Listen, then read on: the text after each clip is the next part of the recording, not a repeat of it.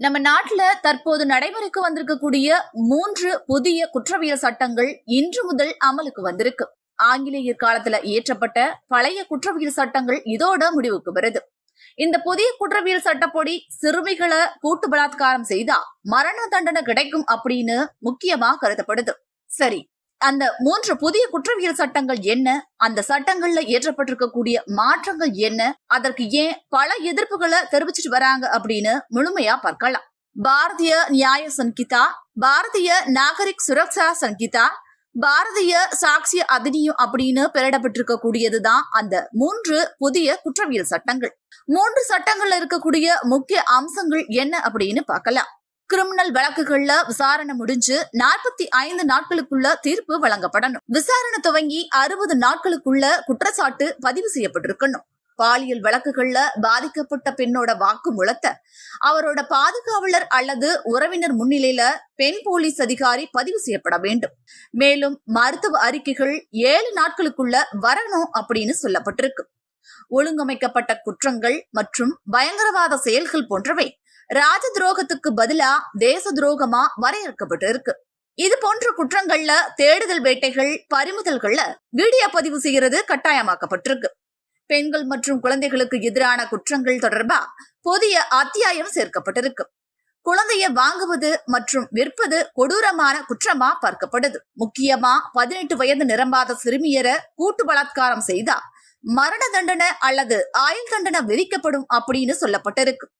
பெண்கள் மற்றும் குழந்தைகளுக்கு எதிரான குற்றங்கள், கொலைகள் மற்றும் அரசுக்கு எதிரான குற்றங்களுக்கு புதிய சட்டத்துல முன்னுரிமை அளிக்கப்பட்டிருக்கு. இந்திய தண்டனை சட்டத்துல முன்பிருந்த 511 பிரிவுகள் 358 குறைக்கப்பட்டிருக்கு.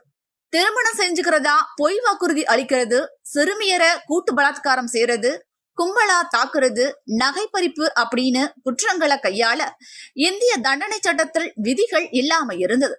ஆனா பாரதிய நியாய சங்கிதாவுல இதற்கான விதிகள் இடம்பெற்றிருக்கு. ஒரு குற்ற சம்பவம் குறித்து புகார் அளிக்க போலீஸ் ஸ்டேஷனுக்கு இனிமே செல்ல வேண்டிய அவசியம் இல்ல. அதற்கு மாறா மின்னணு தகவல் தொடர்பு வசதி வாயிலா புகாரை அளிச்சுக்கலாம். புகாரை எளிதாகவும் விரைவாக அளிக்கவும் போலீஸ் விரைந்து நடவடிக்கை எடுக்கிறதுக்கும் இது எளிமையானதா இருக்குது. அடுத்ததா பூஜ்ய FER அப்படின்ற நடைமுறை முக்கியமானதா பார்க்கப்படுது. இது மூலியமா எந்த போலீஸ் ஸ்டேஷன்லயும் ஒருவர் புகார் கொடுத்து FIR அப்படின்ற முதல் தகவல் அறிக்கையை பதிவு செய்யலாம். இது எங்க காவல் வரம்புக்குள்ள வராது அப்படின்னு போலீசார் இனி சொல்லவே முடியாது. கைது நடவடிக்கை எடுக்கும் போது கைதுக்கு ஆளாகக்கூடிய அவர் தாம் விரும்பக்கூடிய ஒரு நபருக்கு அதை பற்றின தகவல் அளிக்க உரிமை வழங்கப்பட்டிருக்கு. கைது செய்யப்பட்டிருக்கிற நபருக்கு உடனடி ஆதரவையும் உதவியையும் இது உறுதி செய்யாது. இது தவிர கைது செய்யப்பட்ட விவரங்கள் சம்பந்தப்பட்ட போலீஸ் ஸ்டேஷன் மற்றும் மாவட்ட தலைமையகத்துல பொது பார்வைக்கு வைக்கப்படணும் அப்படின்னு சொல்லப்பட்டிருக்கு. கைது செய்யப்பட்ட நபரோட குடும்பத்தினர் முக்கிய தகவல்களை பெற இது வழி செய்யும் அப்படின்னு சொல்லப்படுது. வழக்குகள் மற்றும் விசாரணைகளை வலுப்படுத்த தடயவியல் நிபுணர்கள் கொடூர குற்றங்கள் நடந்த இடங்களுக்கு சென்று சாட்சியங்களை சேகரிப்பது கட்டாயமாக்கப்பட்டிருக்கு.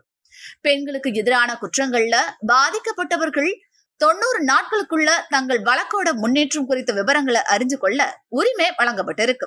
வழக்கு நடைமுறைகளை விரைவுபடுத்தவும், காகித பயன்பாட்டை குறைத்து வழக்கில் தொடர்புடைய அனைவருக்கும் தகவல் பரிமாற்றத்தை திறம்பட செய்வதற்கும் சம்மன்களை இனி மின்னணு தகவல் தொடர்பு முறை வாயிலா அளிக்க புதிய சட்டம் இடமளிச்சிருக்கு. பெண்களுக்கு எதிரான குற்றங்கள்ல முடிந்தவரை பெண் மாஜிஸ்ட்ரேட் முன்னிலையில வாக்குமூலங்கள் பதிவு செய்யப்பட வேண்டும் அப்படின்னு சொல்லப்பட்டிருக்கு. ஒருவேளை இல்லாத பட்சத்துல ஆண் மாஜிஸ்ட்ரேட் மூலம் வாக்குமூலம் அளிக்கலாம். ஆனா அங்க ஒரு பெண் இருப்பது கட்டாயம் அப்படின்னு சொல்லப்படுது. அடுத்ததா FIR, போலீஸ் ரிப்போர்ட், குற்றப்பத்திரிகை, வாக்குமூலங்கள் உள்ளிட்ட ஆவணங்கள் 14 நாட்களுக்குள்ள இருதரப்புக்கும் அளிக்கப்பட வேண்டும் அப்படின்னு சொல்லப்பட்டிருக்கு. நீதிமன்றங்கள் அதிகபட்சமா 2 முறை மட்டுமே வழக்கு விசாரணையை ஒத்திவைக்க வேண்டும் அப்படின்னு சொல்லப்படும். பாலினம் பற்றி குறிப்பிடுகையில 3ஆம் பாலினத்தவர்களும் இனி சேர்த்துக் கொள்ளப்படுவாங்க. இது போன்ற முக்கிய அம்சங்கள் தான் புதிய சட்டத்துல இடம்பெற்றிருக்கு.